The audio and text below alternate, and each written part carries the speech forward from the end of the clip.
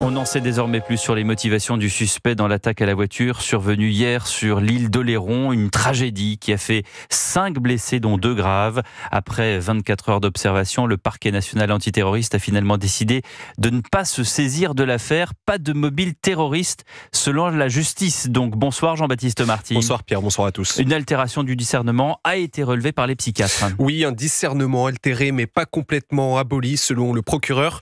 Un homme présenté comme instable, lui qui a tenu des propos confus au cours de sa garde à vue, notamment sur son rapport à l'islam. Une conversion récente et rapide. Écoutez Arnaud Larrez, procureur de La Rochelle. Il motivait son acte en indiquant avoir suivi les ordres d'Allah, qui lui intimait de faire un sacrifice.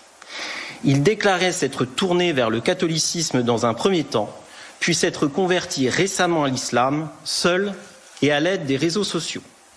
Il déclarait avoir souhaité mourir en s'immolant, mais n'était pas parvenu à faire exploser son véhicule. Un périple durant lequel le suspect n'a bénéficié d'aucune aide, aucune complicité, pas de lien non plus avec une quelconque entreprise terroriste. La préméditation est toutefois retenue par le parquet de La Rochelle, le procureur qui va demander demain l'ouverture d'une information judiciaire en vue d'une mise en examen pour le chef de tentative d'assassinat.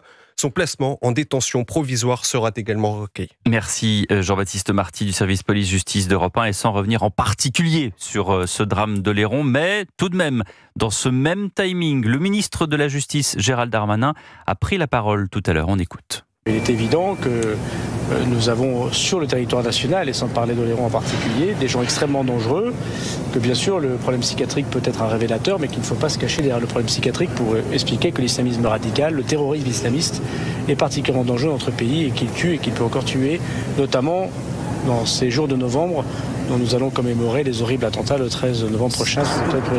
Merci.